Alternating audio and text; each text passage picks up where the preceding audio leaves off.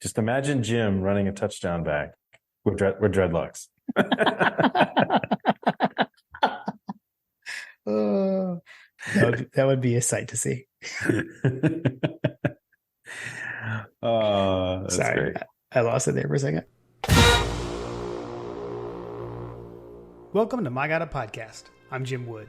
In this episode, John Powell and I preview Georgia's 2023 season opener against UT Martin. We talk through what we're looking for in the game, and we answer questions from you, our listeners. As always, remember to check out the newly redesigned MyGottaPodcast.com to see our latest merch, and you can follow us on social media at MyGottaPodcast. Finally, we'd love for you to check out our presenting sponsor, Oxia Time, at OxiaTime.com. That's AXIATIME.com. Now, let's join the conversation in progress. Here for the UT Martin preview. The quest for the three-peat begins. John, Yes. are you We're ready? back. We're back. Three-peat engage. Three-peat engage. Better never rests. Which is now, that is like the official thing. We, dear listener, we had Greg Fawcett on after Greg took me to the Charlotte Touchdown Club event. And when we heard Kirby speak back in the spring and we heard about that and shared that here. So, we gave, the listeners early look at what the 2023 team slogan was going to be. So we broke the news. We broke the news that it was better never rests. That's right. That's right. And I brought the Angels Envy with me this evening. I don't know, no specific reason. We're number one, going for the three-peat. Everybody envies us, so I go with the Angels Envy. We're the envy of Bama fans everywhere. Yeah, even Marler. So man, it feels kind of surreal coming off of just got back from Denver with Carter, and I don't know, I have yet to like kind of catch back up to reality, and it's like, oh wow, we not only do we have to record, but we also have the game this weekend. Okay, so like full disclosure, like I think it was yesterday, I sat down and I was trying to put together like generally what we usually have together. To talk through. And I was like, oh man, I haven't done this in a long time. I forgot what to do. And I was like, wait, do I need to pull anything? Do we need any, stats or whatever? It was pretty funny. So I scrambled a bit and did that last night. So, your travels actually helped me, gave me like some extra time to remember what the heck I do on a week-to-week basis. And so, now going forward though, I'll be better. That's right. We have, we're recording a few days later than normal. Yes. Because of the travels. So, yep. I mean, we got some questions about the trip.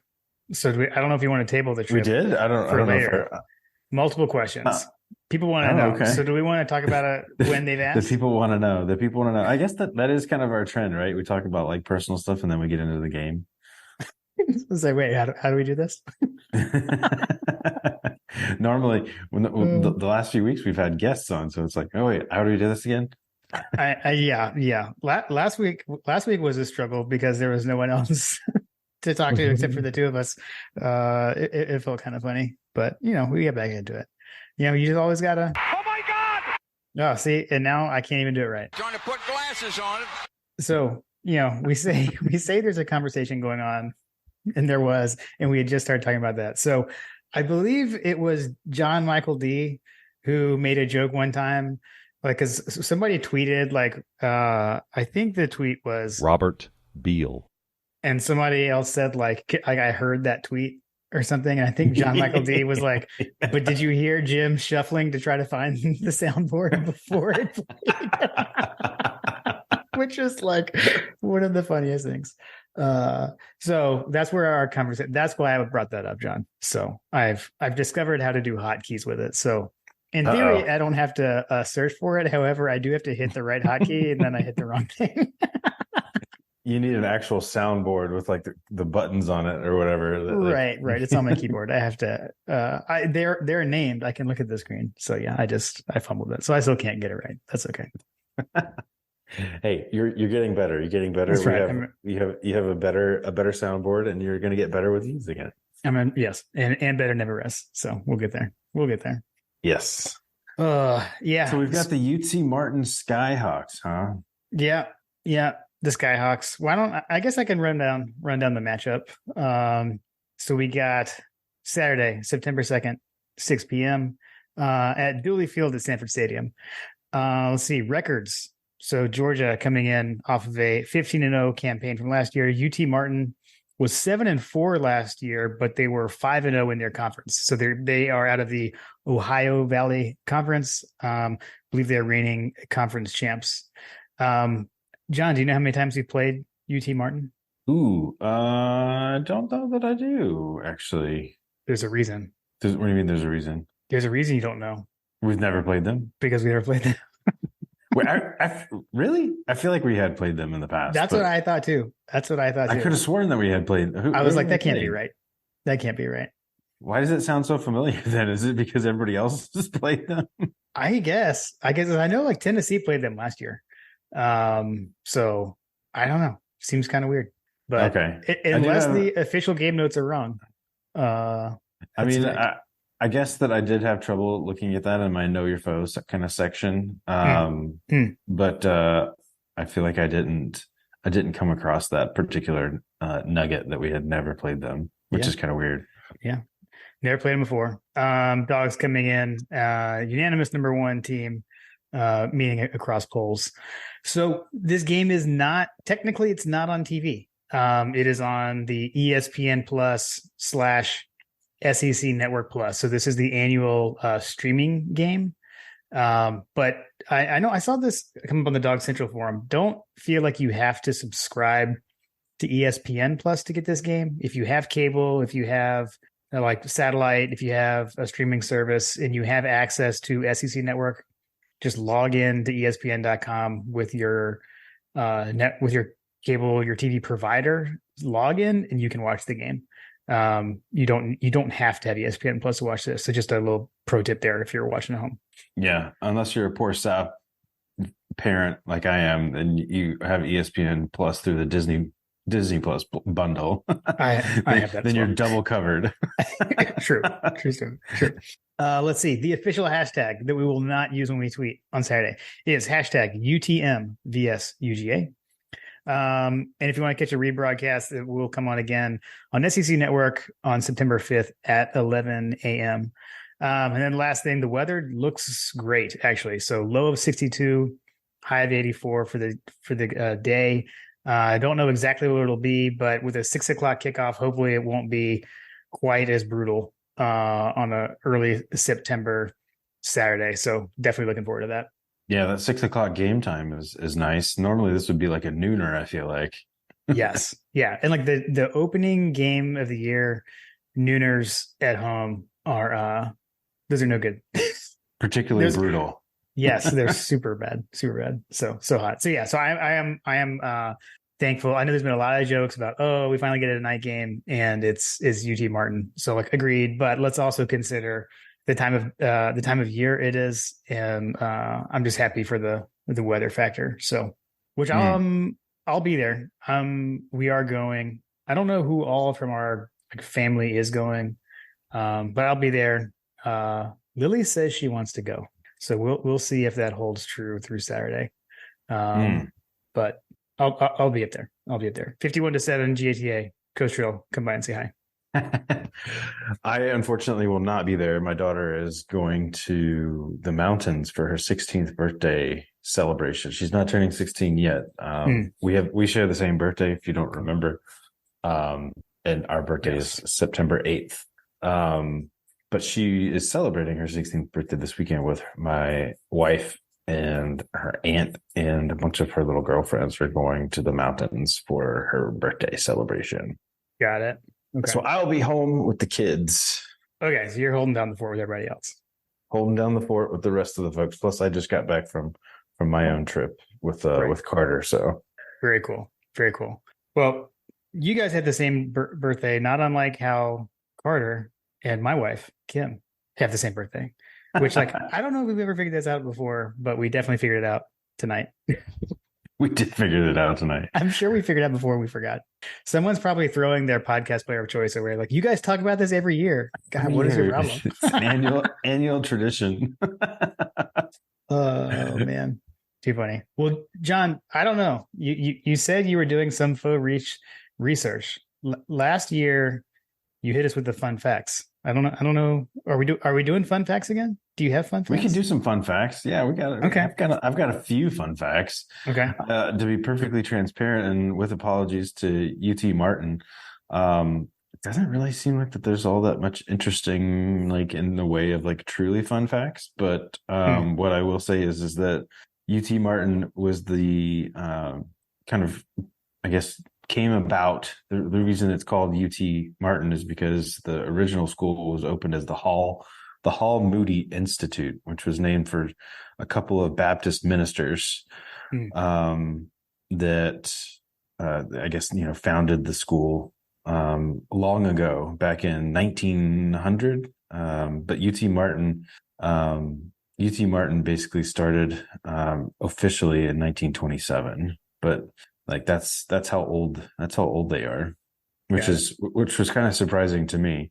But I guess that they were the Baptist, the Tennessee Baptist Convention kind of decided that they were going to shut the school down, and locals decided that they were going to save it, and basically put up the money to do so. And they were going to basically become part of the University of Tennessee system. And interestingly, the governor and all those people, they basically didn't think that they were going to do it. They weren't going to be able to muster up the money, and basically the political and civic leaders in the state of Tennessee, like they didn't want to lose that university, and so I guess they mustered up enough money and were able to get it into a place where they could bring it into the UT system. And interestingly, I guess this is kind of fun. You're familiar with Austin Peay? Yes. We have played them. We have played them. Yeah, I did know that, because apparently that school is named after a governor, Governor Austin Peay, and Austin Peay actually signed them into an official school in 1927. So that was kind of fun. A couple of famous alumni that you are probably aware of that you didn't know. Pat Summitt is an alumnus of UT Martin. Oh, I had no idea. And your mileage may vary on how you feel about this person, but Van Jones, CNN noted contributor, is also a graduate of UT Martin. And it basically goes downhill from there, from the chances that anybody listed as a quote unquote famous alumnus. So I think that those are their two most famous prominent alumnus. Got it. Couple other things. Let's see here. Their head coach has been around for quite a while. Jason Simpson. He's been at the head coach at UT Martin since 2006, which is kind of wild in this day and age, I feel like. Yeah, seriously. I mean, the guy's been around forever. But interestingly, his son, Ty Simpson, is a quarterback recruit for the class of 22. And I guess that he signed for Alabama. So maybe we'll see his son in a future game. Nice. Let's see. What else do we got here? Their mascot. Their mascot is the Skyhawk. Yes. Which is also, incidentally, isn't that it's like one of the old mascots for the Atlanta Hawks, right? Isn't that like the version of the hawk that like dunks? Is the Skyhawk? I'm not sure. I couldn't reference any pictures or anything like that, but apparently the Skyhawk was the name of one of the old mascots for the Hawks. I guess that he stopped showing up to games at some point because he tore his ACL. But anyway, I'm pretty sure he was. Now we've gone off the rails about the Hawks. I'm pretty sure he was the one that like jump off the trampoline and would dunk or something. Yeah, that would be my guess. But yeah, that's what I thought. So that was kind of a fun fact. The other thing was, I think that again, this was me like scrounging I feel like that the Skyhawk was like an old name for preachers back in the day. And so that was like a nickname for preachers. And since it was kind of founded from Baptist origins, I think that the Skyhawk is kind of relevant. Also, the hawk is pretty prominent in that section of Tennessee as well. Got it. Yeah, that makes sense. We'll roll with that. We're gonna roll with that. Yeah. Well, I like it. I like that JP's. And sorry, not to cut you off, but I'm just glad that JP's fun facts are back. The JP's fun facts are definitely going to always be around. Although I feel like I'm going to have to I don't know, bank on people not remembering previous. I was thinking about that on like the common opponents that we play every year. We may have to pivot and do something a little different. Maybe we'll see. Right. Come South Carolina week. Maybe we'll mix it up a little bit. Exactly. Nice. All right. Let's see. If you're good, we can hit the news and notes. I had a couple of alumnus notes that I wanted to hit on before we get into the game. Two things from the NFL.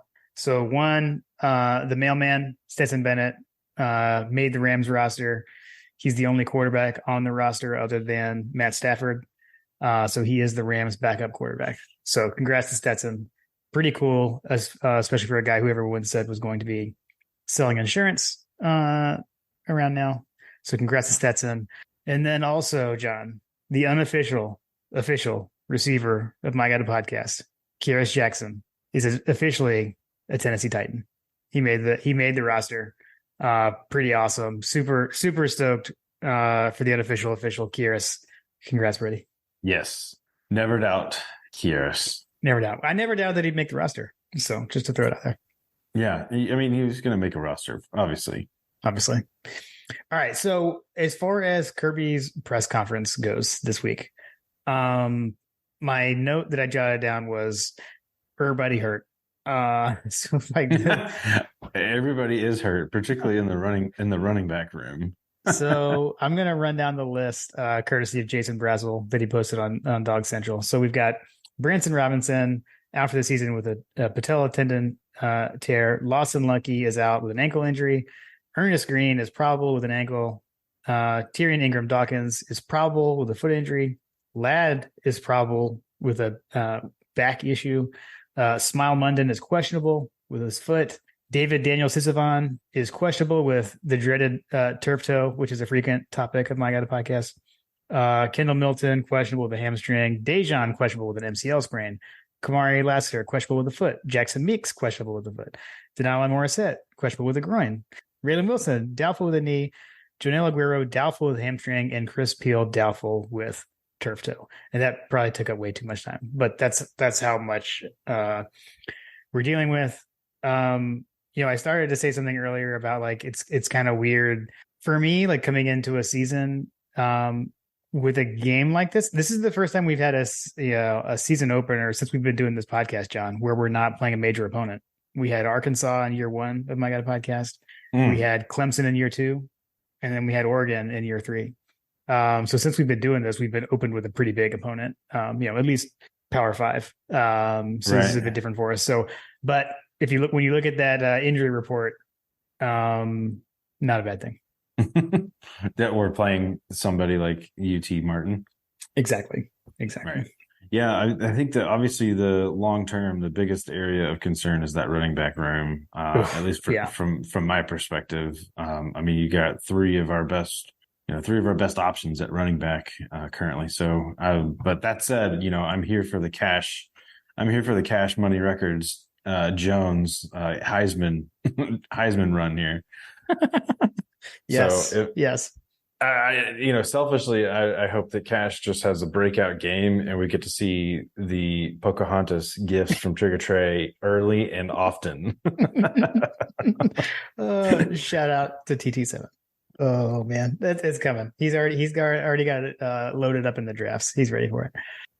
All right. Well, why don't we? Oh, actually, sorry. Two things. So from what I did gather from Kirby's press conference, the only other things I had jotted down. Trey Scott got his coaching start there, and then also Kirby does have a lot of respect for UT Martin. So, in case you didn't know, A lot of respect. Yeah. All right. In the game. So why don't we run through this? So, John, we can start with the offense. What are we looking for when Georgia has the ball? One note, you can go check it out on Dog Central. Alex Smith wrote up a nice preview for the game. One of the things for him calling out Dalen Dotson is a defensive end for UT Martin. He was all Ohio Valley Conference first team last year. He was an FCS All-American second team last year. He had 48 tackles, 9.5 sacks, and 15 QB hurries. So, and again, remember, this is, I said they're in the Ohio Valley Conference, but reminder, they're a FCS team, or as what we used to say as Division I AA. I guess we say FCS these days, but they're a 1AA team. So they're playing up to come to San Francisco and play us. Right. Yeah, there's a couple other players as well. Gavin Olson. He was also an FCS All-American second team player as well. He's on their offense. Oh, we're talking about the defense. My bad. No, you're good. We're talking about when we've got the ball. Got it. Yeah, so Georgia's offense. So I think too, I did see they play a 3-man front. I don't know exactly how they line up. I'm not going to act like I did all kinds of analysis on that, but it sounded like they do something a little different, which just makes me think TCU, which makes me kind of drool.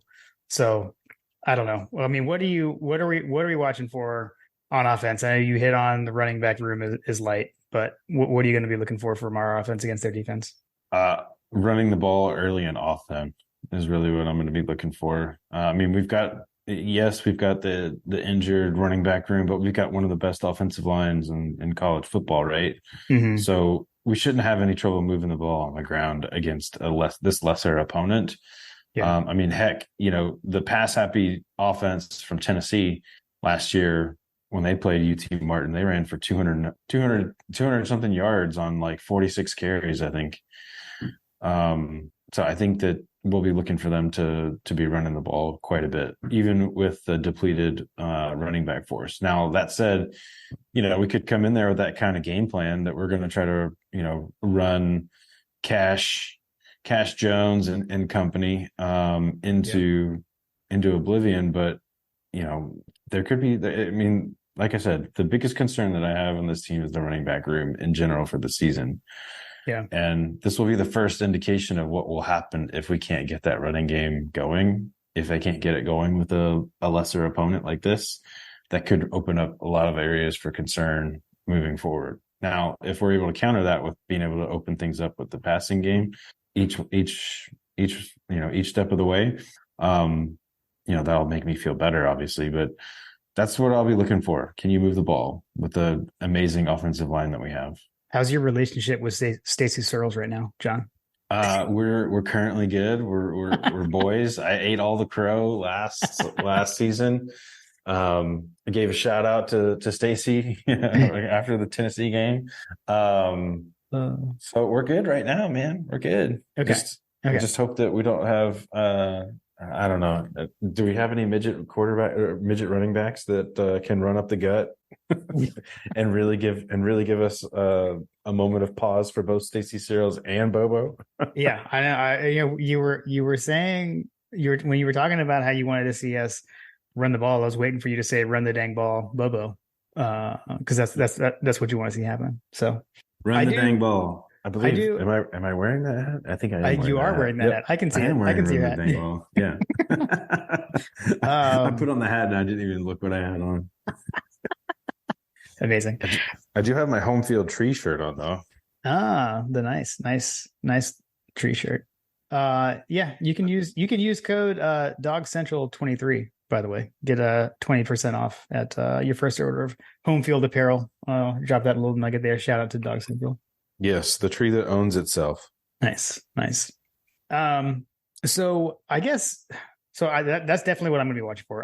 In games like this, I'm always curious to see what the offensive line does. Right, like are we going to truly dominate an opponent like this? Because I feel like sometimes it'll be like, why aren't we just running the ball, all over them? Right, and like what's going on with the offensive line? So I'm hoping that we'll see that kind of domination from the line. And then obviously, right, I mean, first career start for Carson Beck. You know, you don't know how much we're going to air it out in a game like this, but I kind of feel like Bobo's going to throw him a bone or throw him a few bones and let him air it out a bit. So I'd love to see that get off to a fast start with Carson, you know, throwing to, you know, the usual suspects like Brock and Ladd permitting. But I want to see what Dominic Lovett looks like is from a newcomer perspective, and then see if we get any of these young receivers in there. So I'll be watching for that as well. But in general, looking for domination and lots of reps from some of the young guys. Yeah, like I said, I think that, you know, the running back room, can we answer that out of the gate? But yes, I do think that there is an element of we just need to get Carson Beck, you know, comfortable, right? Like, yeah, yes. I wouldn't be upset to see us throw the ball around too. Establish the run, open up the pass, like basically, you know, that's kind of been the, I hate to say it, and it might trigger some folks, but that's kind of been Bobo's thing, right? Like you run the ball and open up the pass, right? Balance. Yeah, he loves balance. Yeah, exactly. Awesome. All right, we good with the offense? Or is there more you got? The only other thing that I had on that was, you know, we have Brock Bowers on an all American watch list, the Mackey Award, right? And the Biletnikoff. The Biletnikoff, yeah, that's what I was looking for. So, you know, how is he able to pick up where he left off, kind of thing. Also, I'm excited to see Lovett in the wide receiver position as well. I think he had some pretty crazy numbers from the slot, if I recall, from my Dog Central bulletin board posts. But yeah, Dominic Lovett is going to be a person that I'm personally excited to see kind of, you know, blossom at UGA, right? Like we lost A.D. Mitchell, so I'm hoping that we'll have a new reliable Mr. X factor receiver that is going to show up and give us those clutch catches, right? Yeah, for sure. Arian Smith from the wide receiver position would be another one. This is the first year, I feel like, that, right? This is his first year where he's been completely healthy coming out of fall camp.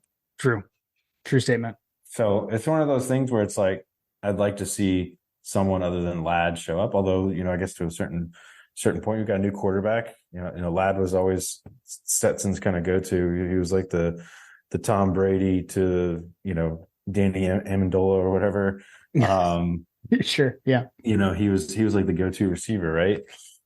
Who's that other receiver that he always threw to? I can't remember the other guy's name. Edelman. Yeah, Edelman. Yeah, that was his Edelman, right? So, can Carson Beck and Ladd, you know, kind of make that connection as well? So those are some things that I'll be looking for. Okay. Nice. I like it. Well, one thing before we move on to the defense, John, we talked to our friend John Canaris at Oxia Time, and we've all decided to run it back. So definitely excited to announce that just like season 3 of My God a Podcast, season 4 is presented by Oxia Time. So, you know, last year they came out with the Georgia CFP National Championship Watch Collection. The collection has grown. So there are now multiple 2022 CFP champion watches. You can get the Blackout watch exclusively at collegefootballplayoff.com. For everything else, you can head over to axiatime.com. That's AXIATIME.com. Be sure to use the code MyGottaPodcast at checkout. If you buy any of these Georgia watches, we've got something pretty cool set up with Oxia Time.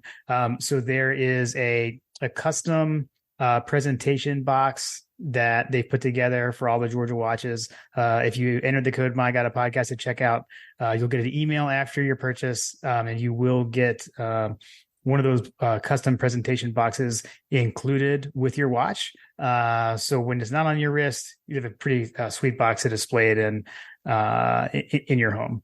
One of the things definitely want to call out that's also very cool for this year is a portion of the proceeds of all of the Georgia watches that are purchased from Oxia Time are going to Bulldogs battling breast cancer. So we've had our buddy Dwight on the podcast before.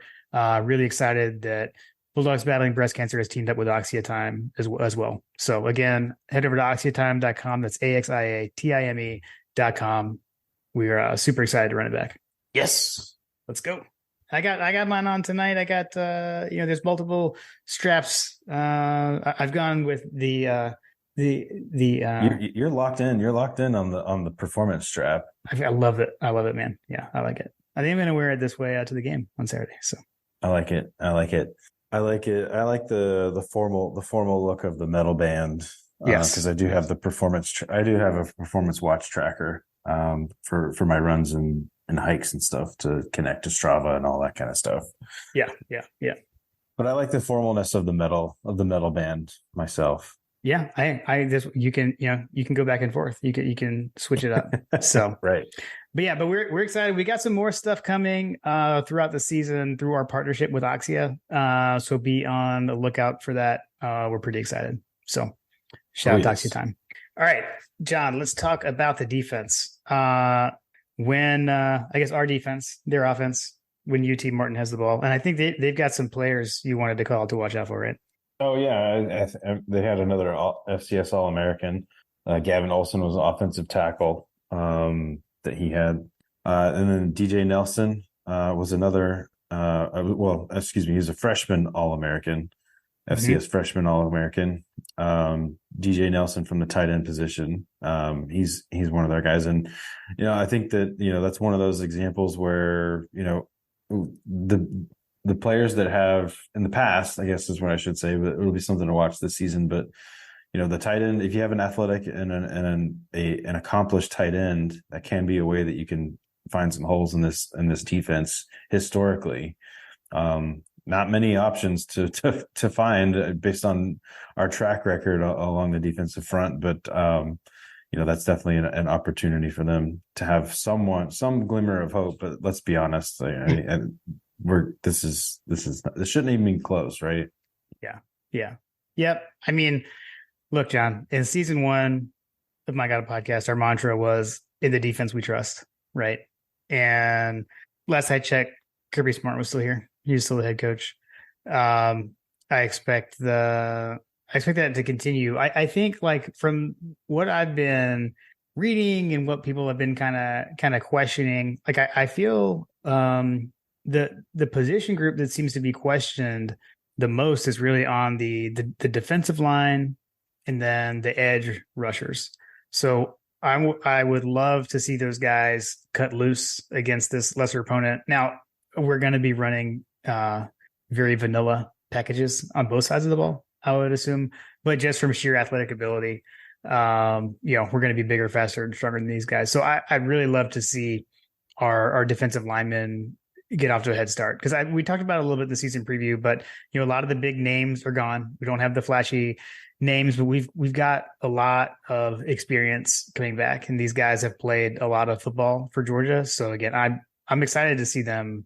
I'm excited to see them shine. So Zion Logue, Tramel Wathauer, Nazir Stackhouse, these guys. I want to see. Let's see what they do in this starting role. So I'm excited to look out for that.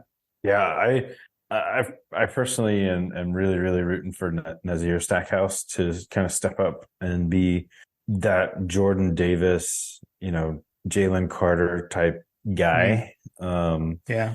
I say that selfishly because to be perfectly transparent, I don't know which one of those players is like the most like physically gifted. But Nazir Stackhouse played in pretty much I think he played in more games than Jalen Carter did last year, or had more snaps. He was a big cog in that machine of the defensive line. I also think he's an amazing TikTok follow. So he just seems like a good dude. You know what I mean? Like, yeah. I don't know. I enjoy it. So one thing that he will hopefully be tracking down early and often is a new quarterback for UT Martin as well. They are breaking in an Ole Miss transfer. That's right. Kincaid, or I don't know how you say his name. Dent. Ole Miss transfer Dent, who played 17 games in his career. I guess he only saw 19 snaps last year. And he had a lower grade than their quarterback that they just had, Drescher Wynn. So I guess it's technically on paper, it appears to be a downgrade in the at the quarterback position. Mhm. But this is a team that had been used to throwing the ball around. They put up 300 yards on Tennessee, which again is probably not saying a whole lot last year. But yeah, I think that breaking in a new quarterback is always interesting, and the fact that they have an SEC, transfer that could certainly play into the equation here. Maybe he's a good player for the team there, but just wasn't right for Ole Miss, right? So, so a new quarterback is going to be interesting as well. So we've got two new quarterbacks for both of these schools, both of them SEC caliber. Yeah, for sure. I mean, on that note of them airing the ball out and trying to throw the ball, so it's sounding like Julian Humphrey is going to be the starting corner opposite of Kamari Lassiter. I believe that's what we're hearing, right, John? Say again? For the starting corner opposite Kamari, I think Julian Humphrey is what we've been hearing, right? Julian Humphrey, yeah. That's it seems to be, because I feel like that I think Graham and those guys were talking about how in at the Dog Central Forum, he had been taking the lion's share of one's reps, right? Yeah. So that's another thing to watch out for, right? I mean, how's he react? See how that goes. I mean, Kamari like really came into his own last year, and so that's been the question: is who's going to be opposite him. So I don't know. It'll be interesting to see who trots out there with the starters, right? Who's out there with the first team? We'll see if it's Julian or not. I know, like, listed on Aguero is someone I've been excited to see. I know he was listed on the in the extensive injured list. So we'll see. Hopefully wait to see his debut. But did he get a hopeful kiss of death? See, this is the problem with me not like listening to the entire press conference this week like I usually do. I don't know. I have the list, but I don't know if I'm sure Kirby was hopeful to get all of them back. Oh man. Yeah. Who's going to step up on this defense and be the quarterback, right? Like, who's going to take that Nakobe Dean? Who's going to take that Nolan Smith role? You know what I mean? Like, who's going to be the guy that's going to lead these guys to a three-peat, right? Yeah. Someone needs to step up. I think that for my money, like, Nazir Stackhouse is the elder statesman along this defensive front, but I also think that our favorite, one of our favorite YouTubers, Top Dillon, he's a big Smile Munden fan. But it wasn't he on the injury list? Also on the yeah. But it sounds like he's been practicing, so I don't know. We'll see. We'll see. He's hopefully he didn't get the hopeful kiss of death. But that would be he would be my pick. Like, those two of those two players, I feel like they'll be like the the Jalen Carter, or Jordan Davis. Nakobe Dean kind of match up between the linebackers and the defensive line. I'll throw Jamon Dumas Johnson's hat in that arena. Okay. I do feel like a lot of times one of those middle linebackers, inside linebackers, tends to be calling the signals and kind of getting everyone set. Right. Like Nakobe used to do. So right. I can see that. JDJ, Smile, I think are great candidates. All those guys. Again, I'm excited about these guys we've got coming back. And I'm excited. We should get to see a lot of new faces on Saturday. So hopefully they won't have to yell at other players for being out of position. But should the occasion arise, I want my quarterback for the defense screaming at people to get back in line. Yes, exactly. Agreed. All right. Let's see. For special teams, not a whole lot there, other than we'll get to find out who the kicker is, who the place kicker is. So we'll find that out for sure on Saturday, or who knows? We might not. It could be a kicking competition in this game too. We'll see. But one of the things I am interested to see is who is returning kicks. And a guy I didn't mention with the offense, and I'm going to mention him here, is a diminutive receiver, Mekhi Muse. I'm excited to see Muse. If you recall, he returned a kickoff for a touchdown in the spring game, but they didn't count it because like it was a spring game and they weren't really returning kicks and they wanted the offense to start at the 20 every drive anyway. But he did it. And he is like not big, like he, not a huge guy. And Kirby signaled him out. Kirby was on the College Game Day podcast this week. And he was one of the guys that he signaled out as having a really good fall camp. And he talked about that spring and the spring that he had, but he said it's carried into fall camp. So I'm interested to see Muse and like, especially in the return game. I'm curious to see if they throw him back there to return either kicks or punts. That's something I'll be watching for. He's going to be like a Devin Hester type guy. I don't know. I mean, I don't know. Like, do you remember from the spring game? Like, he's small. Like, he is not a tall guy, but he is fast. So I don't know. I'm excited to see him. I'm excited. I would be very excited to see that portion of our game be a true threat. Right. Yes. It's been a minute, right? Like when we haven't had like a punt return for a touchdown in a while. Kyrus was always so close. He would get so close. Who would have been the last one that would have been in that home run threat special teams returner? Like who's the most recent one? The one that comes to mind is Mikey Henderson for some reason for me. Yes, so he came to mind. The one after him that comes to mind for me is the joystick. Oh yep. So that's Isaiah McKenzie. So I don't know. There's probably been someone since him, but he was the one. To me, he was the last one that was like truly electric, and every time he touched it, there was a chance. So would love to see that come back. I'll be excited for Muse. He's a Georgia boy. He's from Central Gwinnett High School. 5'8". See, I was gonna say he's like my height, so pretty close. Pretty close. Just imagine Jim running a touchdown back with dreadlocks.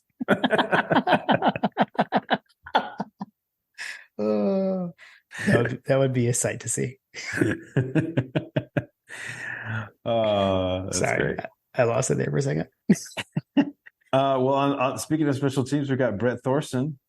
We got we have the punter spot locked up, right? Yes, that's right. What are we calling him? Or is he the Thunder from Down Under, or is he the Boomin' Onion? What are we calling Brett? I personally like Thunder from Down Under. It is good. I like it. Okay, I just hope he has a better relationship with his quarterback this year, but hopefully he gets iced out just like Stetson did. The tweet was after the Oregon game, right? He was like, apparently Stetson hates punters or something. Stetson hates punters. Yeah. I've heard through the radar, or through the grapevine that that Beck also hates punters. Like it. I'm down with that. I'm good with that. All right, man. You ready to hit the listener questions? Let's hit them, man. Let's hit them. All right. So this season, the listener questions are brought to you by Working Web Media. So if you go check out the newly redesigned mygotapodcast.com, we've got a new website, and Working Web Media put that together for us. If you've got a small business and you're looking to expand your online presence, be sure to reach out to Working Web Media. They would love to work with you. And you can head over to workingwebmedia.com/dogs. That's DAWGS, spelled the right way. And they will know that we sent them your way. So be sure to check them out. We're super pumped about our new website, and they would love to work with you as well. All right. So for the listener questions, JP, first up, we got Walt Dog NC. And something I didn't mention at the opening because I knew this was here and want to talk about it here. So he started off with RIP Sonny Seiler, DGD. Sonny Seiler, owner of all the UGGAs, brought us UGGA 1. The thing that I've kind of been thinking about with this is like, we all know what it's like to lose a pet. And but we're talking about a man here that he and his wife gave a pet to all of us, right? I mean, everyone has such a great connection with UGGA. RIP, definitely a legend. RIP to Sonny Styler.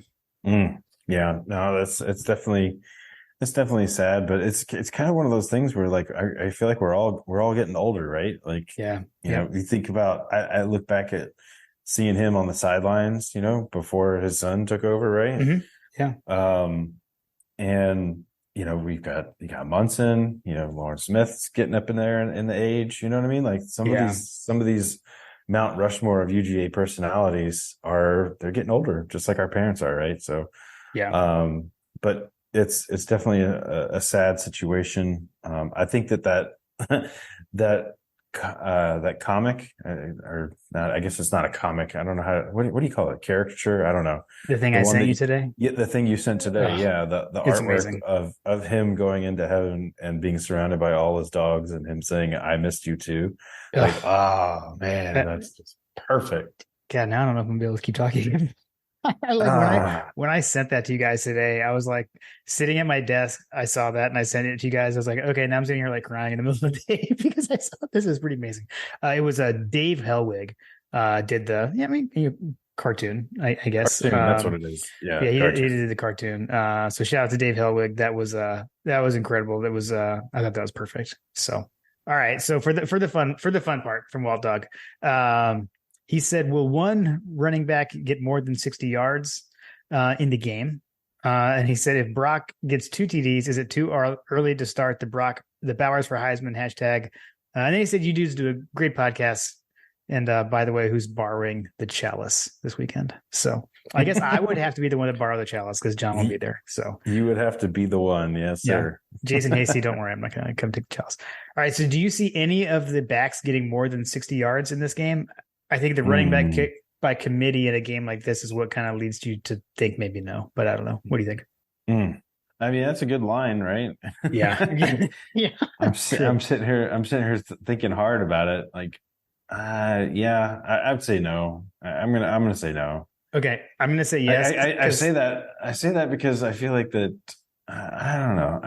Can I give you my bold prediction? I want the Cash Jones. I want the Cash Jones for Heisman. Here's my bold prediction. It's going to happen because someone's going to rip off a long one. Somebody's going to have more than 60 on one carry. I agree with that. I can get on board with that one. So what do you think? Is it too early to start Bowers for Heisman if Brock gets 2 TDs this week? So that's what I was. If you truly want Brock to get the Heisman, right? Like he's gonna have to put up numbers in games like this. Yeah.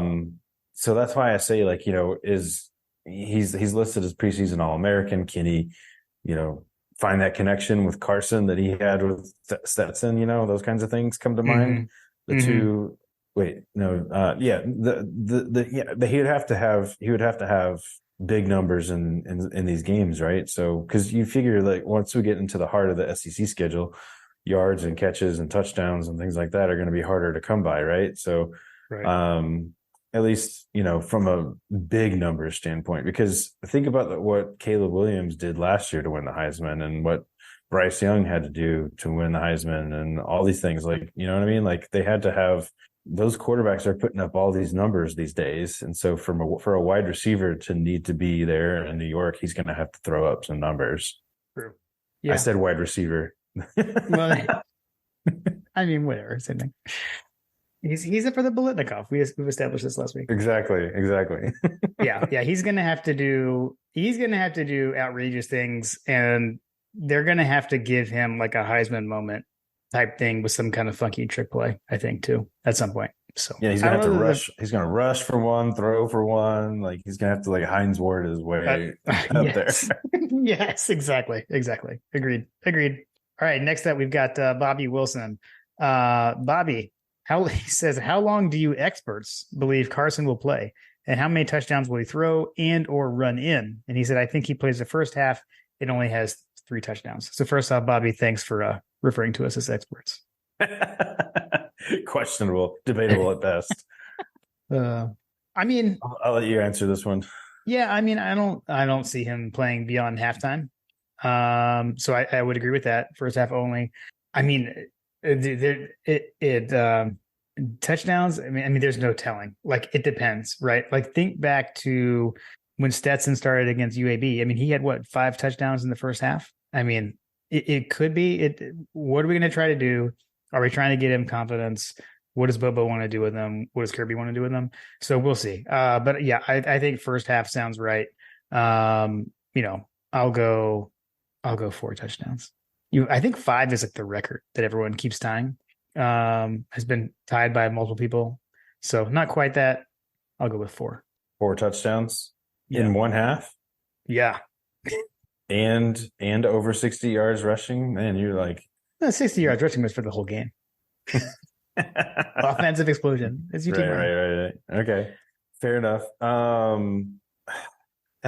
So here's my thing.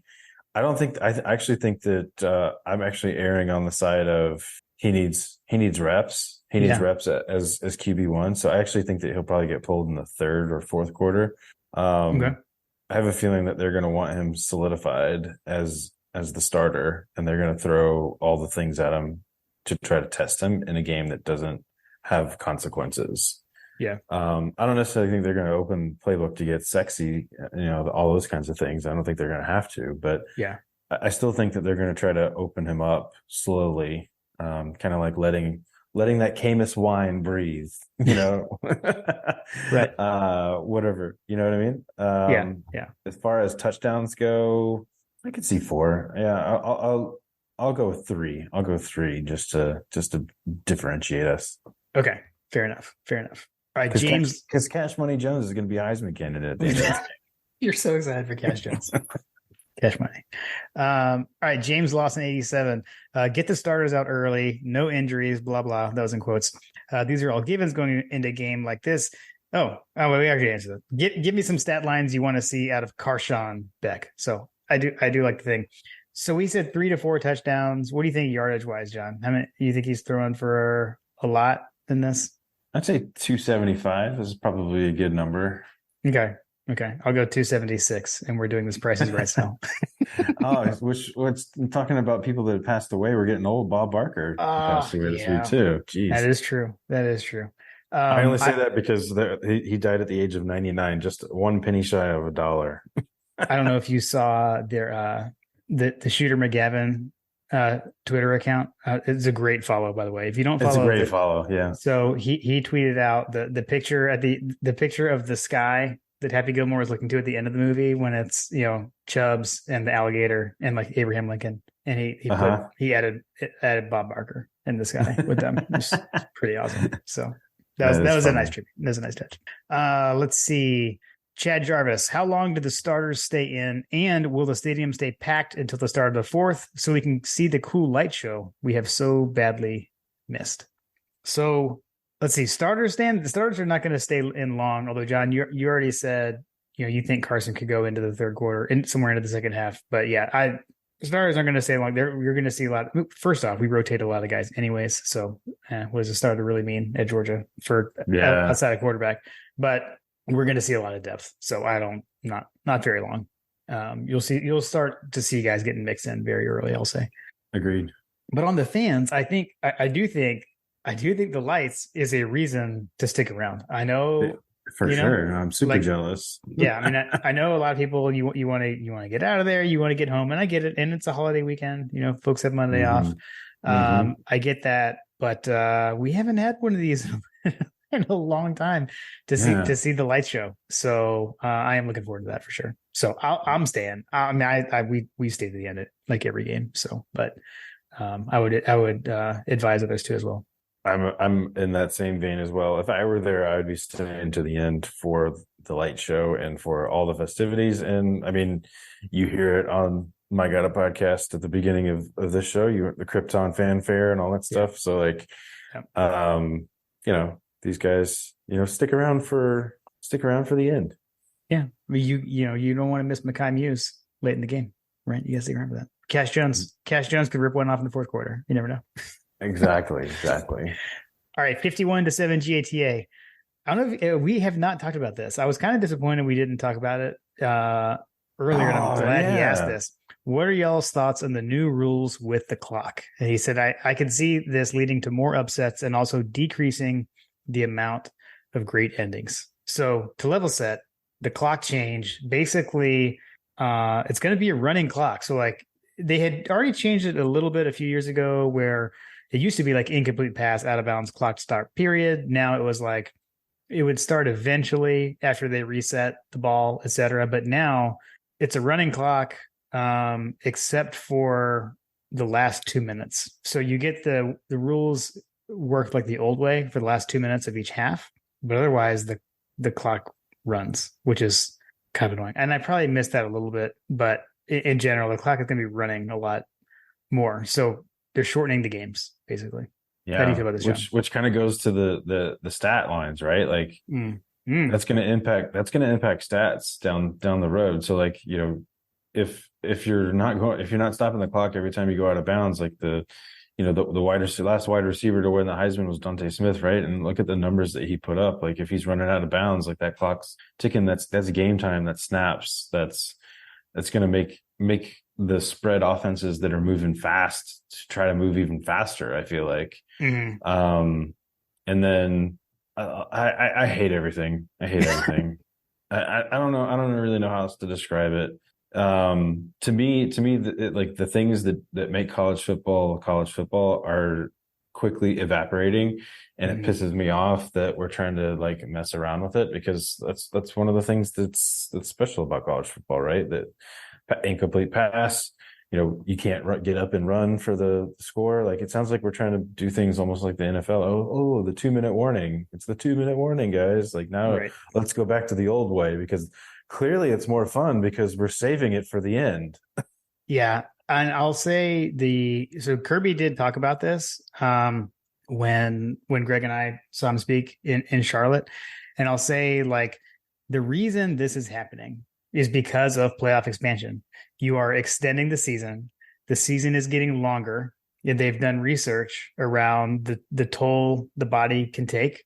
And like, let's not forget, these are kids, you know, Stetson Bennett aside, Brent, like these are, but these are kids. They're young student athletes, and it's a lot to ask of these guys. I know it's only a few teams that are going to play all those extra games, but it's a lot to put on them. And so they're putting things like this in place such that the team that plays in this expanded playoff and goes all the way to the end, they're not, their snap count over a season isn't increasing much because of things like this. Right. So that's why they're doing it. So if you're mad about this, it's coming from playoff expansion. Just FYI. Another reason to hate that, because I don't like that either. Get off my lawn.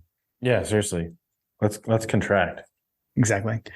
All right, Alex Garnto, who is more likely to get a carry from the running back spot on Saturday, Brock Bowers or Dillon Bell? Let's just pause there, which we didn't talk about that yet. I am like so excited by this concept of Dillon Bell playing running back. That's true. We didn't talk about that from the running back conversation, but that did come up in the practice notes. Yeah. That kind of thing. The fact that Dillon Bell's been taking those snaps, I would say Dillon Bell is probably going to get more snaps than Bowers at running back. I agree. Let's say this. Well, because I don't know. It is the kind of thing. It's like, do we give Bowers a carry in a game like this? I don't know. And he tends to get the end arounds, but we've heard rumors of him playing fullback in practice, which just gives me the warm and fuzzies. Like, I love that. Brock Bowers a fullback gives me chills. Out of the I formation, right? Yeah. Correct. Ooh, I formation. Oh yes. Bubba was back.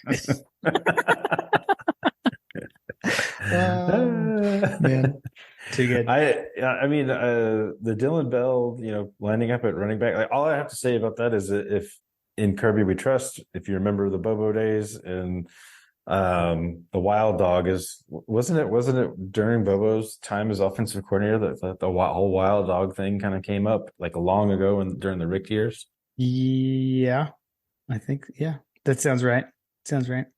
Yeah. I feel like Craig Lumpkin, he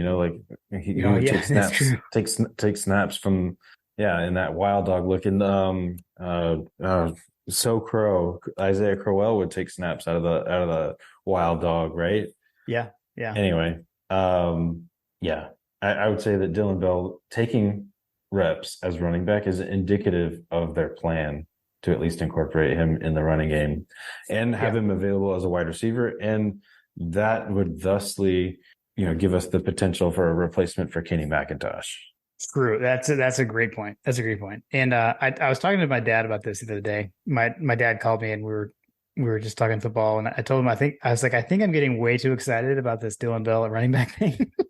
So I was like getting all giddy. I'm like, because when we were talking about this recently, you and I, we were talking about like all the injuries, and I was like, like we always find someone, like Georgia will find someone who can, carry the football. We're running back university. But this excites me. Like, it just makes me think of, not to say that he's Hines Ward or anything, but it makes me think of like when Hines Ward moved to running back and then back to receiver, although he played quarterback that year too, but just stuff like that. Robert Edwards was a great back. He had switched from corner. So I don't know, this kind of stuff excites me because we've seen good things come from a shift like this in the past. So I could be making this up, but did Dylan Bell play quarterback in high school as well? I do believe that's true. I mean, generally, because, a lot of these guys, they put the best athlete at quarterback, right? So yeah, I think that's accurate. Maybe, I saw that somewhere. Maybe he's replacing who was it that threw the pass against Michigan? Was it A.D. Mitchell? I can't remember. That was actually Kenny McIntosh threw it to A.D. Mitchell against Michigan. Yeah. There we go. Yeah. So see, he's the Kenny McIntosh place. Exactly. Yeah. I like it. Let's see. Oh, he had another part. Thoughts on Kendall Milton and Dejon Edwards being full go by South Carolina in week 3.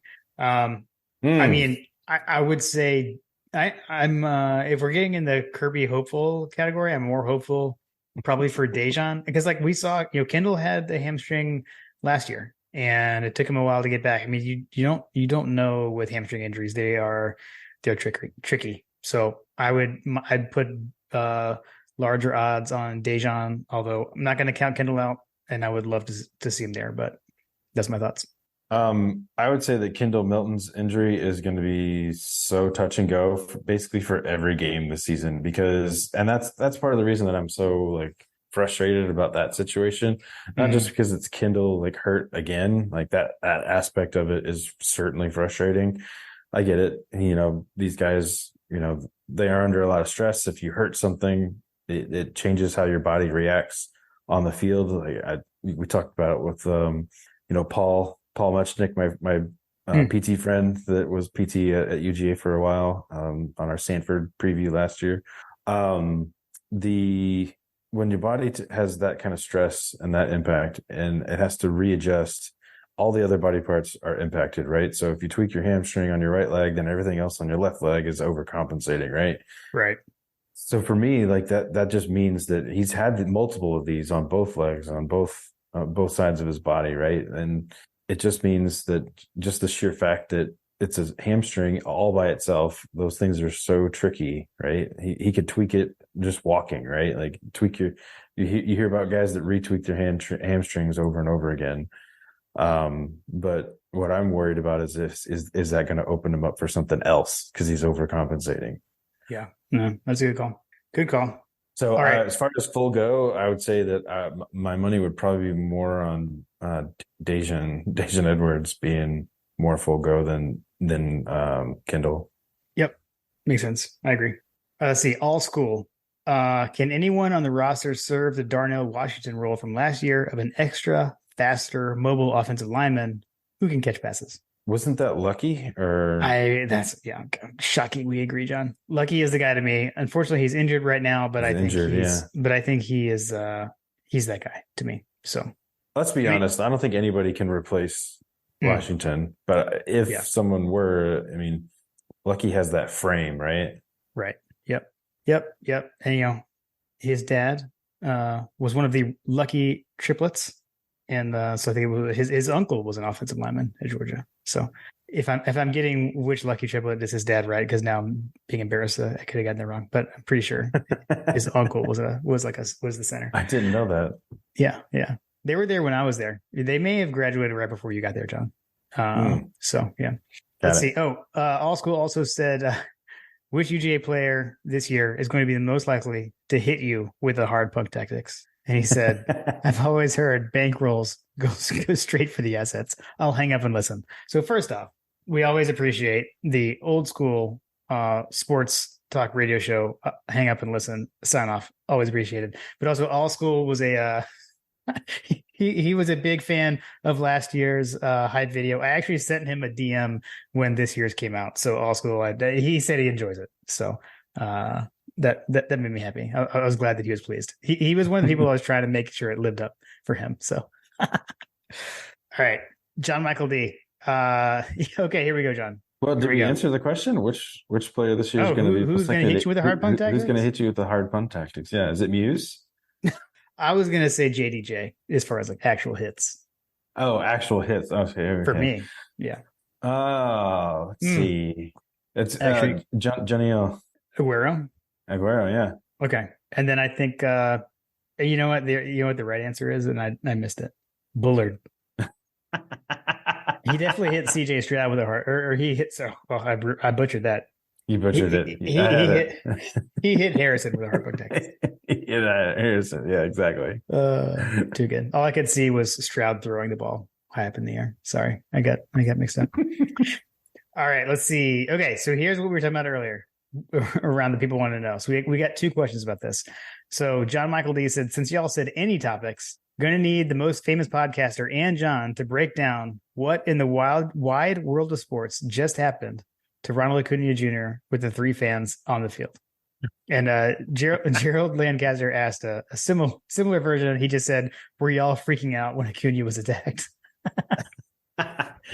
Oh, man. So we were at the game and I caught the tail end of it. I videoed like the tail end of it because it was going on for so long and everybody was laughing, thinking that it was funny. This guy like was just like fighting. It was just like, I've never seen anything like that. Usually when you get taken out for going on the field, like they put you in handcuffs and off you go. But for whatever reason, security, which I'll use that word loosely at Coors Field.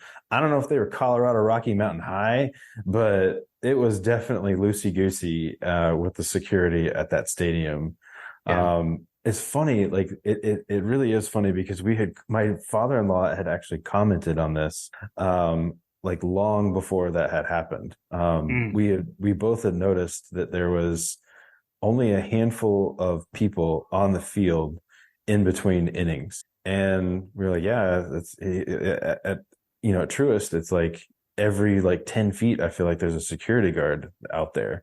Yeah. I don't know if you've seen or been to the game, but like there's a security guard that basically sits in a seat, and as soon as the inning ends, they open a door, they lock it back, and then they run out onto the field and they stand there in between innings. And then obviously as soon as anything happens, they're like instantly on the field. But what happened with this instance, like one person came on the field and they hugged Ronald Acuna, and I guess Acuna was okay with it because he wasn't like running away or pushing him away. Like I would imagine that he probably read the body language that he was not a threat. But then for whatever reason, some guy came from behind. That's the only thing we were trying to figure out is where did the other guy come from? Because security was already there, but he came from behind Ronald Acuna, and I'm like, where did that even come from? So I still haven't figured out the physics on that. Right. But because he would have had to have dropped down from the, I guess, like he would have had to have dropped down from the, from the wall or whatever. Right. But full transparency, we picked up at the tail end of it. If you haven't seen George Foster's video, that he retweeted a video from another account, but that was I watched that video, and that's what really happened. And I was shocked at how long they were on the field. It was crazy. It was absolutely crazy. Yeah. And the fact that guy got his hands on Acuna after the other guy was hugging him was just laughable from a security standpoint. Just absolutely embarrassing for Coors Field. Yeah.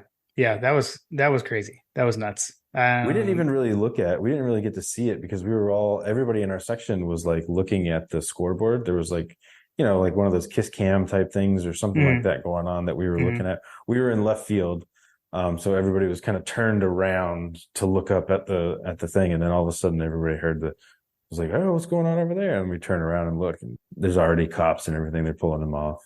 So that was wild. I've never seen anything like that. Well, since I made you table that conversation until now, I will say or just seemed like it was an amazing trip. And I know it sounded like there were a ton of Braves fans there, right? And Georgia fans. Yeah. And I know you saw multiple Huggins out there as well. So that's pretty cool. Yeah, we went for Carter's 12th birthday, and that's been like a tradition. Last year we went to St. Louis. This year we went to Coors Field, and we did the whole hiking thing, which, at full transparency, Carter was not super thrilled about, but we kind of made him go the first day. Went up to Rocky Mountain National Park. I had planned to go based off of Logan Booker. Shout out Logan Booker on his itinerary planning, but for whatever reason, the website that they said we had to have a reservation, and the website didn't say that, and so we showed up and didn't have a reservation to go to this particular section of the park, and so they didn't let us in. So it was in a lower elevation where we wanted to go. Bear Lake is the area that I'm talking about. The Huggins actually went there the day before, apparently. But anyway, we ended up going into the higher elevations, to the Continental Divide, which was basically significantly higher up. I think we got up to over 12,000 feet. And I have to say that low oxygen level is definitely a real thing. I can't imagine going even higher. The Colorado has like the 14,000 feet, like Mount Evans and Pikes Peak and those kinds of things. Those higher elevations are legit. I was winded. Really? Yeah. There were sections that Carter couldn't actually make it up because he was so exhausted and tired. He's got the heart condition, so like I tried to play it easy on that. Plus, he's got asthma, so gotcha. His lungs are already struggling in general. But there were definitely some areas that were really cool. I'll post some more pictures. I think I posted a handful of pictures. I still was like kind of downloading the majesty and the beauty of that park. Then the next day I had business meetings, and then we went to the Braves game, man. That was really cool.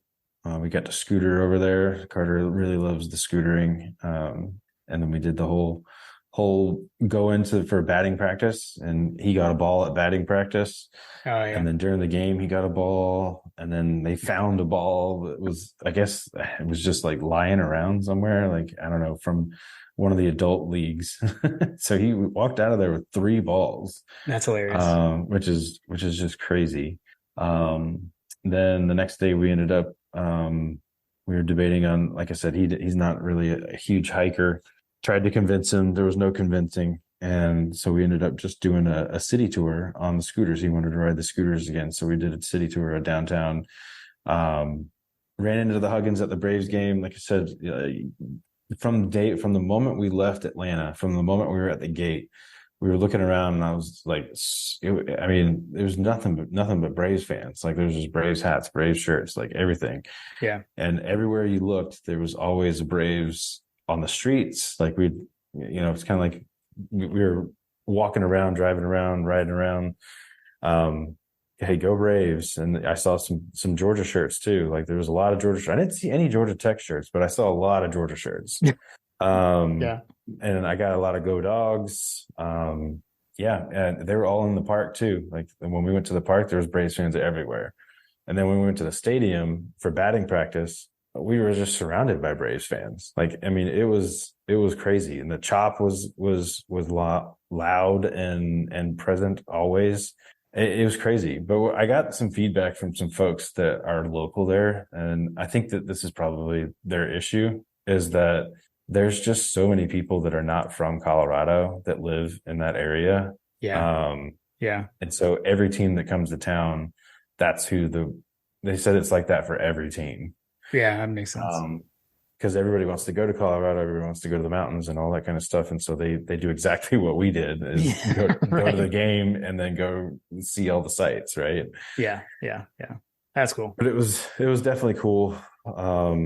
It's definitely a great thing. We actually had some dinner in Boulder, so we got to see a couple of the other areas as well. Okay.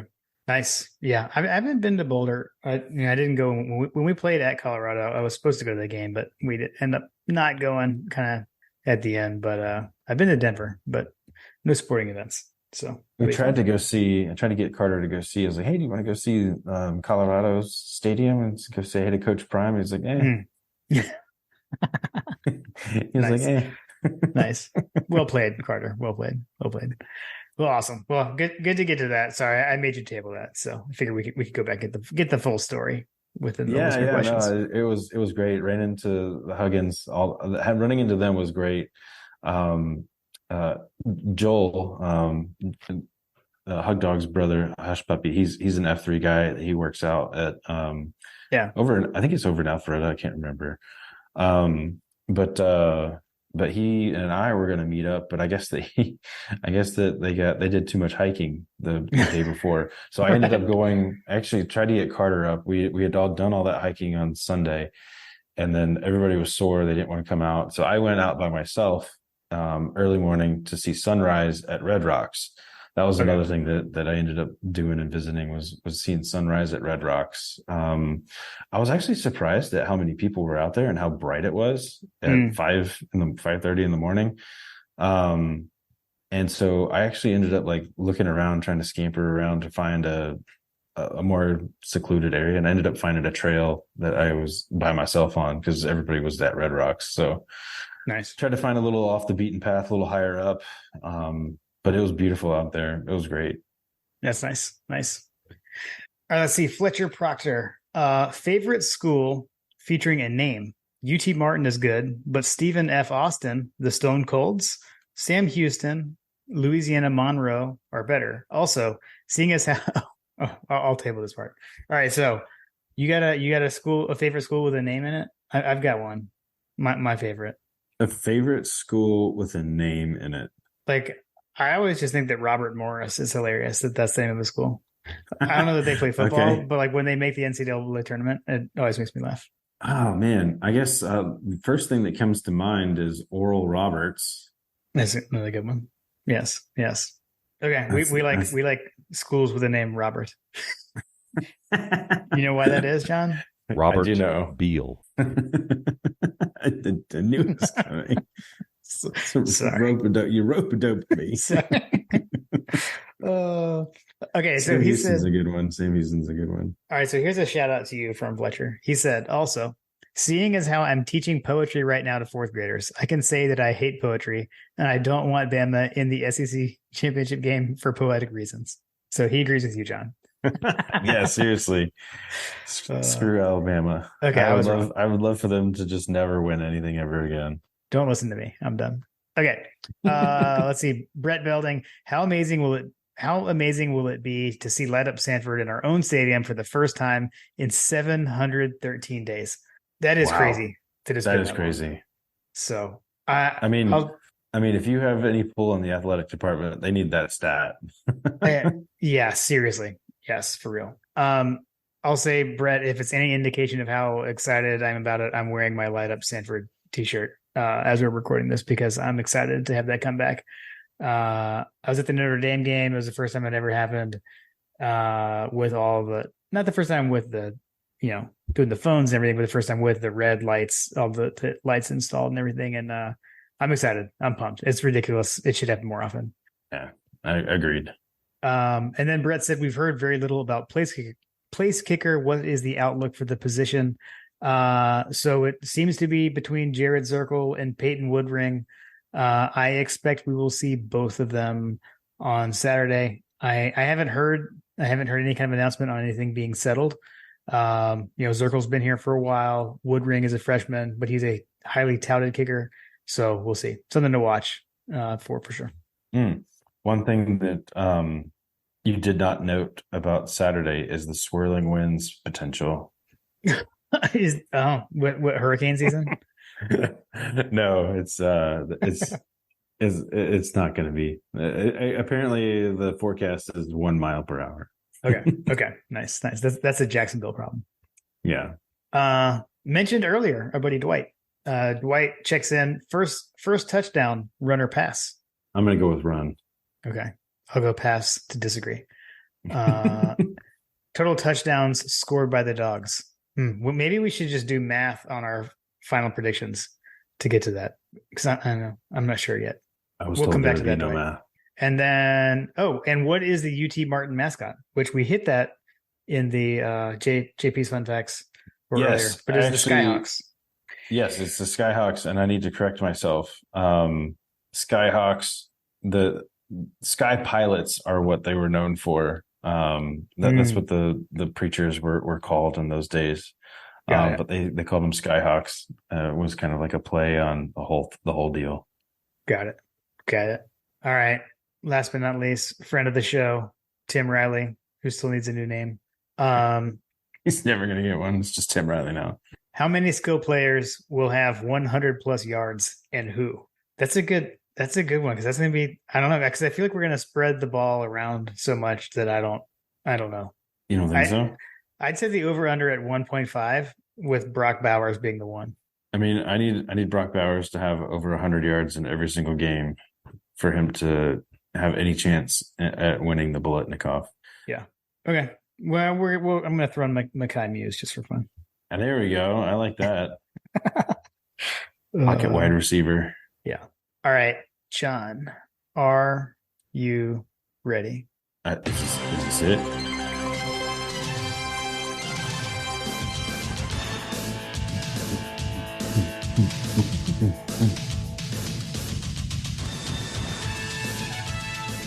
It is time for Coach Chillbill's Over Unders UT Martin edition. All right, John, who's going to go first? Who goes first today? Except as the winner of last season, right? Oh, brutal. Okay. You get to pick then. Then you get to pick. If I get to pick, I am going to go with. I'll let you go first. I feel like you just did some math to figure that out, but I'm not sure what that means. All right, over under. Starting off with the offense, over under 300 yards passing for the Georgia offense. I'm going to go over. Ooh, I'm going to go under. All right, your turn. Over under 6.5 total touchdowns for the Georgia offense. I'm going to go over. I'm going to go under. And then my turn. I do like this one. Over under 2.5 quarterbacks to play. I'm gonna go over. I'm gonna go over. Based on my math on the previous one, I'm gonna go over. Okay, over. All right, on to the defense. Your turn. Over under 1.5 forced turnovers. I'll go under. I mean, you get a pick, you get a fumble. I'm gonna go over. I'm taking a risk this year because I'm going to beat you this year, John. Taking risks. All right. Over under 3.5 sacks for the Georgia defense. They throw the ball out. I'm going to go over. I'll go over on that one as well. All right. And then back to you. Over under 1.5 touchdowns allowed for the Georgia defense. I'm going to go over. Those will be some garbage time. Okay. I'll go under. And then special teams. Georgia field goals attempted over under 2.5. I have a feeling that they're going to do some strategy to get each kicker some opportunities. So I'll go over. Okay. I like that. Ooh, that's way too logical. I'm going to go over as well because that makes way too much sense. Okay. I shouldn't have divulged my reasoning until after you answered. You should have given the number and then come back around to the reason later. If I lose this on one, I'm gonna beat myself up. I'm still waiting for you to lose because of one like the next one. Miscellaneous. UGA has a soft schedule. Comments on Twitter. Over under 100. Over. Over. Smash that over. That was your perfect opportunity to say push, John. The correct answer was push. He did. Push. Exactly. Over. It's obviously over. Slam the over. So awesome. Thanks, Coach Chillbill. Appreciate you, buddy. Thanks for sticking with us for another season and giving us the over-unders. All right, John, as we move into the predictions for this game, last I checked, there is no line.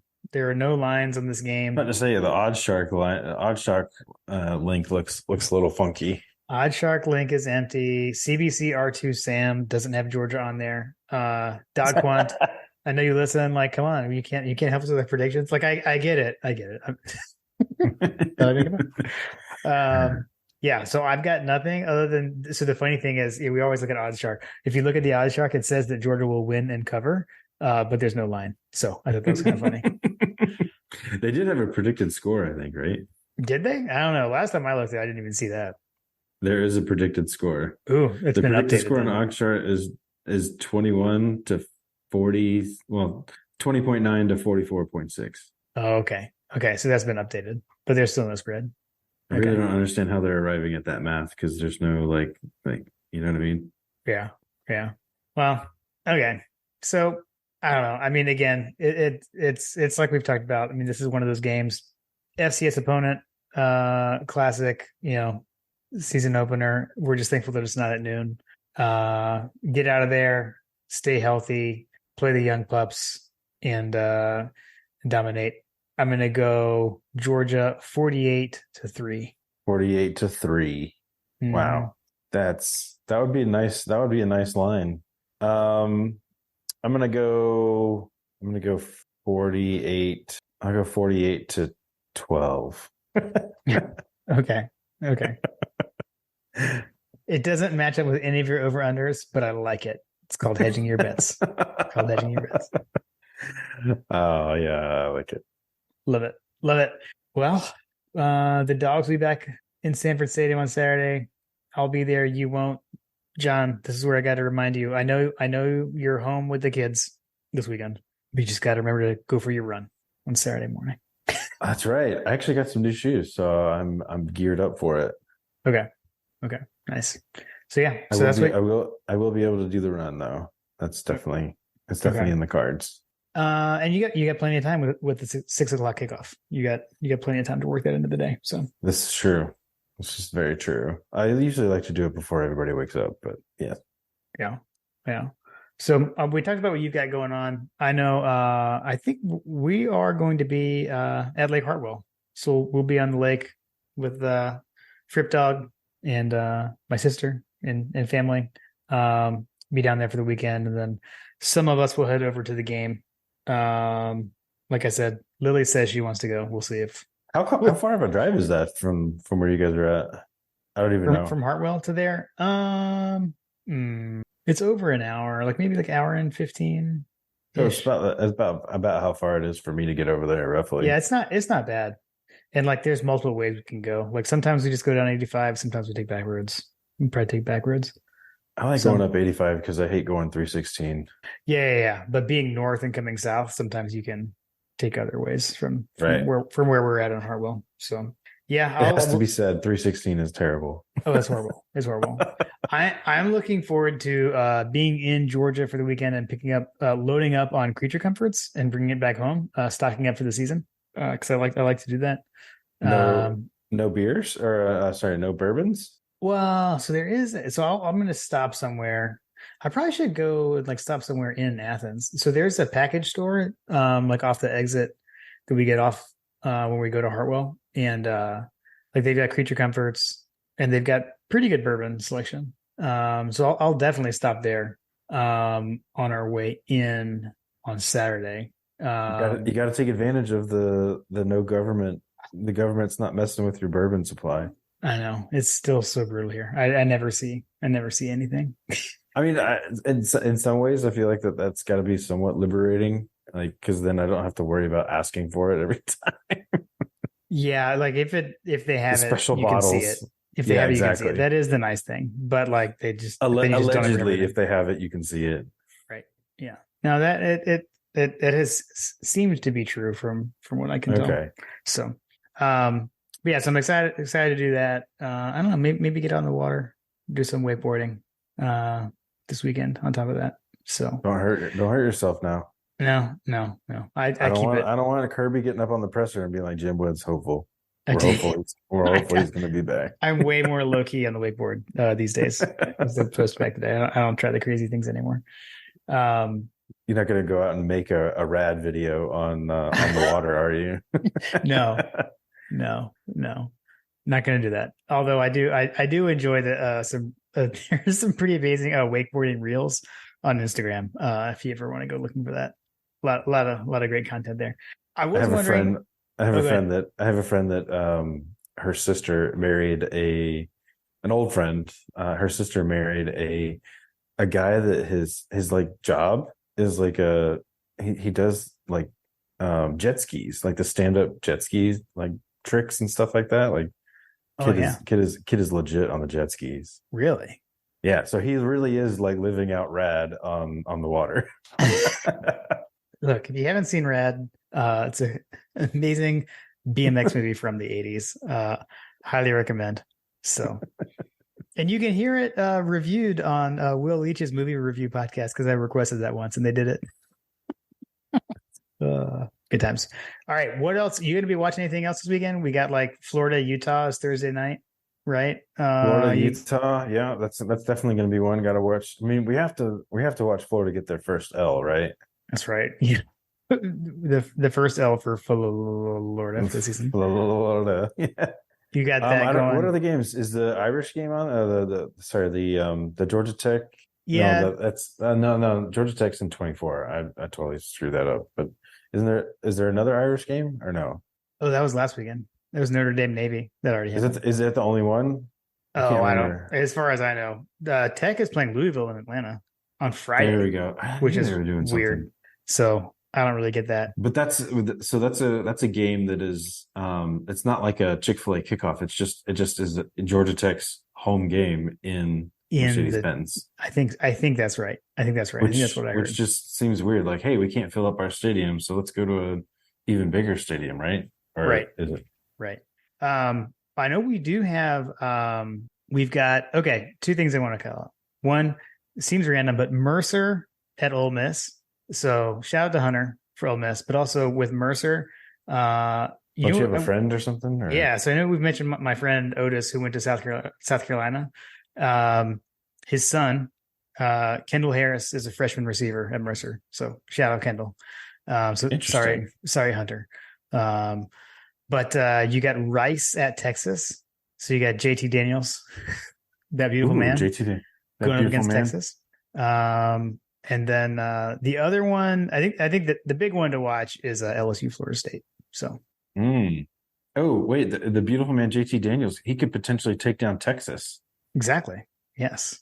I like that. I like that line. That's at 3:30 though. Yeah. Let's see. North Carolina, South Carolina in Charlotte, Saturday night. But we'll be playing. But yeah, no, the LSU Florida State is Sunday. So with the extended weekend. You got a Sunday night game, LSU Florida State. LSU number 5, Florida State number 8, 7:30 kickoff on ABC. So that's a big one. That'll be fun. We'll see what LSU is made of. I saw someone posted something about how Florida State, maybe it was Marler, that Florida State has like an insane amount of like returning talent. They have like a ton of redshirt seniors. A ton of like returning snaps, like all the stuff, like basically talking about hyping up how big Florida State's team could potentially be with experience, which, as we know in the college game, is a pretty big deal. I just noticed Clemson's playing Duke. What is it with the North and South Carolina teams? Do they just play each other on week one? Like, what's going on with that? I don't know. I live in North Carolina, but I don't know the answer to the question. That just seems weird. Like North Carolina playing weird. South Carolina, Clemson's playing Duke. Like what is going on? Yeah, it is weird. So yeah, I don't know. I'm just looking forward to it. College football is back. Get to see the Dogs Saturday night.